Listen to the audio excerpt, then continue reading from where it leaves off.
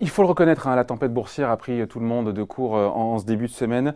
D'où cette question pratique, quand on a un portefeuille, comment ne plus subir le décrochage violent parfois des marchés. Comment est-ce qu'on fait pour limiter la casse quand on est investi, comme ça, quand on est long, comme on dit sur les marchés actions, voire pourquoi pas profiter de la consolidation et même du retour de la volatilité, elle qui, comme l'inflation, on pensait qu'elle avait disparu, eh bien non. Bonjour Florentine. Bonjour David. Florentine Loiseau, journaliste Boursorama. Bon, vous allez me dire déjà, le b.a.-ba c'est toujours important, il faut, c'est vrai, il faut diversifier. Déjà, c'est le début, quoi. Il faut diversifier. Et oui, David, on ne peut rien vous apprendre. N'empêche que la diversification, c'est le b.a.-ba, vous l'avez dit, l'investissement en bourse. Plus on multiplie ses choix d'investissement, eh bien, plus on dilue le risque en fonction des secteurs et des zones géographiques. Exactement. Diversification, vous le disiez, géographique, mais aussi diversification. Et c'est important, c'est le b.a.-ba, on prend le temps d'y revenir, entre les classes d'actifs, actions, obligations.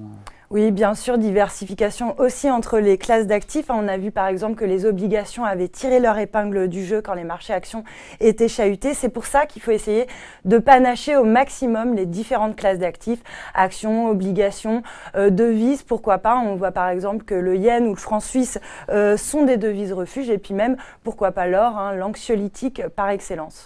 Alors, ok, sur le principe, maintenant, pour ceux qui pensent, c'est pas notre point de vue, on lit pas dans le marc de café, on n'a pas la boule de cristal. Pour ceux qui pensent, qui nous regardent, c'est peut-être le cas de certains, qu'après cette correction, eh ben ma foi, il y a un bon point d'entrée. Et certains qui souhaiteraient acheter, en profiter pour acheter des actions, on leur dit quoi ? On peut commencer par acheter des actions qui ont un profil défensif. Alors on les appelle comme ça parce qu'elles appartiennent en fait à des secteurs qui sont peu sensibles à l'évolution de la conjoncture économique. En gros, elles répondent aux besoins de base, la santé, l'alimentation ou encore les services aux collectivités. L'avantage en fait d'investir dans ce type de valeurs, c'est qu'elles sont souvent moins volatiles que le marché, c'est-à-dire qu'elles vont moins baisser que leur indice de référence. Et puis on peut aussi pratiquer le stock picking, acheter des valeurs décotées, privilégier des valeurs qui ont fait leurs preuves durant les crises et puis même, pourquoi pas, des valeurs qui distribuent beaucoup de dividendes. Le stock picking, bien sûr, mais il faut avoir le temps. Si on n'a pas ce temps-là, si on n'a pas la compétence, c'est une vraie compétence. Et puis, si on a peur de se lancer dans du stock picking, on fait quoi ?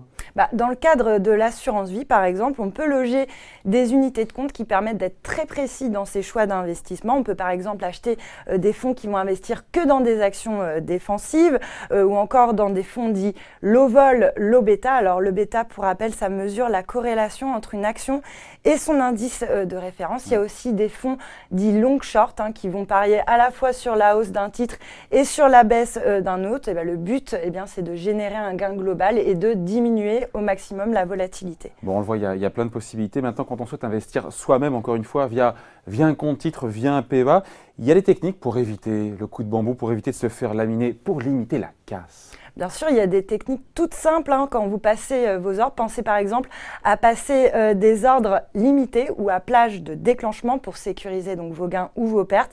Ça vous permet en fait de vous fixer un seuil à partir duquel vous achèterez ou vous vendrez automatiquement dès que ce seuil sera atteint. Ça vous permet aussi de vous fixer dès le départ la perte psychologique maximum que vous êtes prêt à accepter. Comme ça, si les marchés décalent brusquement, vous coupez avant que le marché vous entraîne au fond du trou. Exactement, parce que l'erreur qui est souvent commise, bien sûr, c'est de laisser courir ses pertes en espérant que ça finisse par remonter, ce qui n'arrive pas. Et là, effectivement, on est mal. Ce que j'ai envie de savoir, évidemment, et j'imagine que c'est une question qu'on se pose, c'est comment on fait pour ceux qui sont déjà, le déjà est important, déjà investis en actions, et qui se sont pris la rafale boursière, une tronche, quoi. Le meilleur moyen en fait pour ne pas subir à l'avenir l'impact des cours, c'est de couvrir son portefeuille. En gros, il s'agit d'acheter des trackers baissiers sur indice, on les appelle les ETF bear, et en fait ça permet de couvrir son portefeuille à court terme parce que la corrélation est inverse. En gros, vous allez gagner si le marché baisse. Tout le temps, on précise, c'est à vos risques et périls, ça.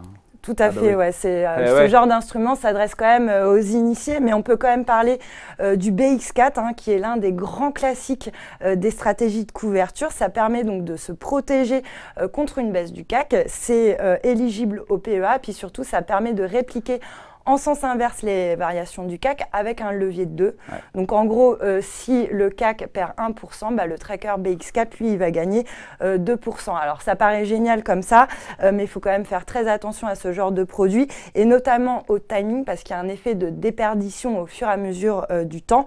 Au-delà de 24 heures, par exemple, la corrélation, elle est plus parfaite.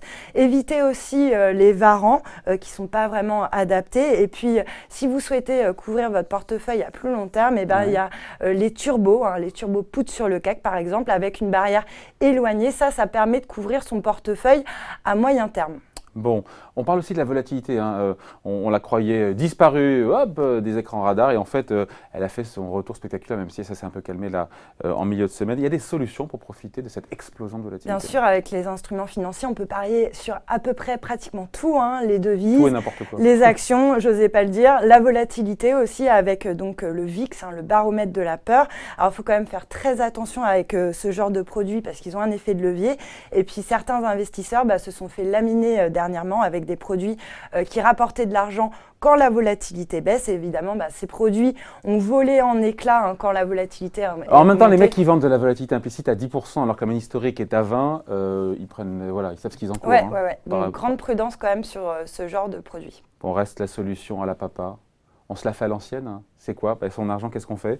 Quand on a une chute des marchés, son argent, on le sort et on le met sous sa paillasse. En espérant qu'il n'y ait pas d'incendie quand même. Ouais, ça sera notre problème, ça. Allez, merci à vous, Florentine. Merci, David. Bye.